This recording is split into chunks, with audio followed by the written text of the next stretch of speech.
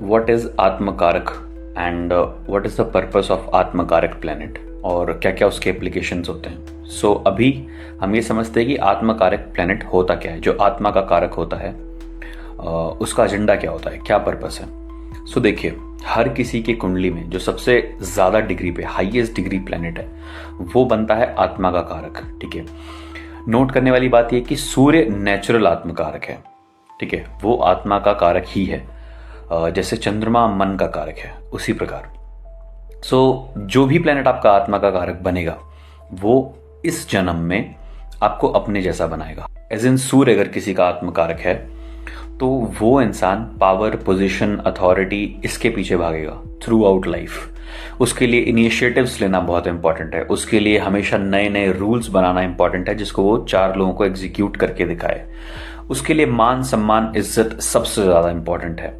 ऐसे लोग होते हैं जो कि सब कुछ सेक्रीफाई कर सकते हैं बट अपनी सेल्फ रिस्पेक्ट, अपनी अथॉरिटी सेक्रीफाई नहीं करेंगे। वैसे लोगों का सूर्य आत्मकारक होता है और इस जन्म में सूर्य आत्मकारक होने का पूरा एजेंडा यही है कि वो ये सारे एलिमेंट्स आपको ला कर देगा।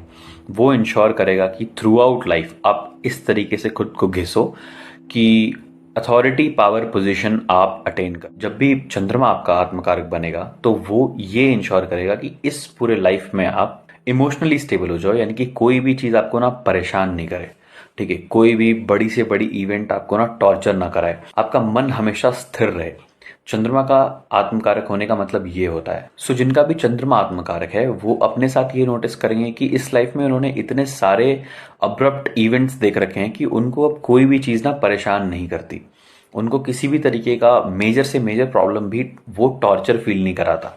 इसके अलावा आपको चंद्रमा मन से शांत बनाता है। ठीक है, कंफर्ट ला कर देता है, रिसोर्सेज ला कर देता है। चंद्रमा जिनका भी आत्मकारक बनता है उनका लाइफ लॉन्ग एजेंडा यही होता है, या तो खाना है, या तो खिलाना है, या तो कंफर्ट में बैठना है। ठीक है, किसी से वो बॉदर नहीं होते इतना जल्दी। मून आत्मकारक होने का सबसे बढ़िया एडवांटेज ये है कि ऐसे लोगों का माइंडसेट होता है कि जो मेरा मन करेगा मैं वो करूंगा। ठीक है, मुझे किसी के राय मशवरे की जरूरत नहीं है, मैं देख लूंगा मेरा क्या होएगा। और ये माइंडसेट होता है थ्रू आउट लाइफ। 2 ल्यूमिनरीज पे बात की है, that is sun and moon. अब हम बात करेंगे एक और ल्यूमिनरी के बारे में जो कि शुक्र है। ठीक है, देखिए, शास्त्रों में शुक्र को नेचुरल दर कारक बताया गया जो शादी के लिए या फिर स्पाउस के लिए रिस्पॉन्सिबल होता है। वैसा प्लेनेट जब कभी भी आत्मा कारक बने, यानी आत्मा का कारक बने, उस केस में क्या होता है, पूरी कुंडली का फ्लेवर चेंज हो जाएगा। वीनस आत्मकारक बनेगा तो हमेशा अपने ऊपर फोकस करेगा, उसको और किसी से कोई लेना देना नहीं है। ठीक है, वो अपने अपीयरेंसेस में काम करेगा, अपना टाइम बिताएगा आईने के सामने, हजारों हजारों सेल्फियां लेकर रखेगा फोन में। आज के कॉन्टेक्स्ट में ये सारे ट्रेड देता है वीनस। वीनस सिर्फ अपने अपीयरेंस पे काम करता है, उसको अपने रिसोर्सेज टाइम पे चाहिए और बेस्ट चाहिए। ठीक है, आत्मकारक वीनस होने का मतलब है कि वो छोटी चीजों में कॉम्प्रोमाइज नहीं करेगा, उसको हमेशा टॉप नॉच अच्छी चीजें चाहिए। ठीक है, वीनस बहुत स्ट्रांग डिप्लोमैट होता है। जो लोग भी आप देखोगे कि लोगों को मैनिपुलेट कर पा रहे हैं उनका ऑलमोस्ट आप देखोगे आत्मकारक वीनस बनता है। These guys are amazing while dealing with people. ठीक है, पीपल स्किल बहुत अच्छा होता है। लेकिन इसमें इंटरेस्टिंग बात क्या है, ऐसा इंसान मेहनत नहीं करना चाहता। ऐसा इंसान बहुत स्ट्रांग डिप्लोमैट होता है, मतलब बहुत अमेजिंगली लोगों को मैनिपुलेट करता है।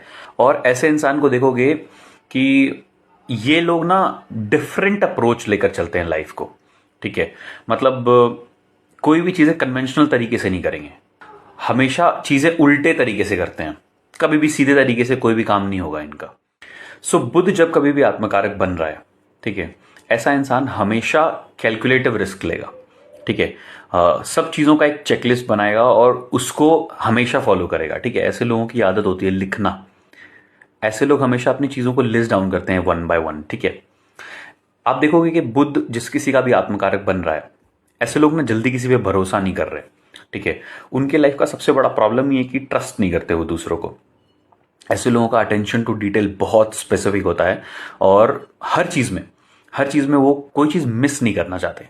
बिजनेस कर रहे हैं, पढ़ाई कर रहे हैं, या फिर एनीथिंग, कुछ भी कर रहे हो, उनका अटेंशन टू डिटेल बहुत सॉलिड होता है। और ये स्पेसिफिकेशंस देता है मर्क्यूरी जब कभी आत्मकारक बने। और अगर ऐसे में मर्क्यूरी कहीं लग्न में बैठ जाए, सूर्य के साथ बैठ जाए, मर्क्यूरी राहु का कनेक्शन बन जाए, तो बहुत बढ़िया सेल्समैन या फिर बिजनेसमैन बनाता है, ठीक है। मरकरी राहु लग्न में सेल्समैन बना देगा, ठीक है। और मरकरी सन बहुत बढ़िया बिजनेसमैन बना देगा। ऐसे लोग एग्जीक्यूट कर पाते हैं चीज़ों को, ठीक है। बढ़िया एग्जीक्यूशन स्किल देता है मरकरी जब कभी आत्मकारक बनेगा तो। अब हम बात करते हैं जब कभी भी बृहस्पति आत्मकारक बनेगा, ठीक है।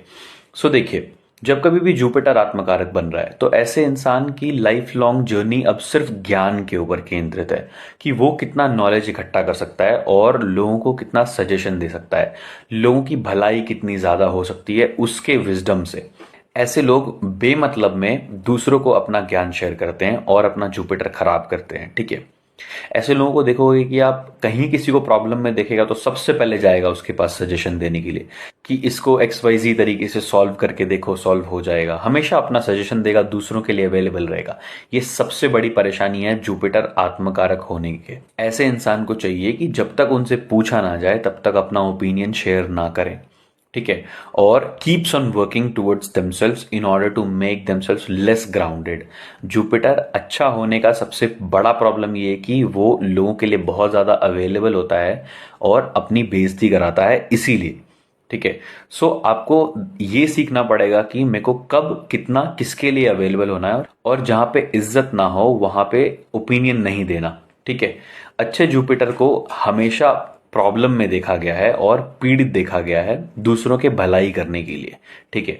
तो इट्स बेटर आप अपने अंदर थोड़ा सा मर्क्यूरियन पावर लेकर आइए और वहीं पे ओपिनियन दीजिए जहां पे रिक्वायर्ड हो। आत्मकारक प्लेनेट जिस भी घर में जाके बैठता है उस घर की रिक्वायरमेंट सोल को सेटिस्फाई करती है, ठीक है। सो अगर किसी का मान लो आत्मकारक शनि बना और वो 11वें घर जाके बैठ गया तो अभी सैटर्न का रिक्वायरमेंट पहले तो स्टेटस है, करियर बाद में, सबसे पहले तो स्टेटस है, ठीक है। अभी 11वें घर का शनि क्या चाहता है? बड़े कनेक्शन चाहता है, मतलब पॉलिटिशियन से कनेक्शन चाहता है, उसके नेटवर्क बहुत स्ट्रांग होंगे, बड़े होंगे।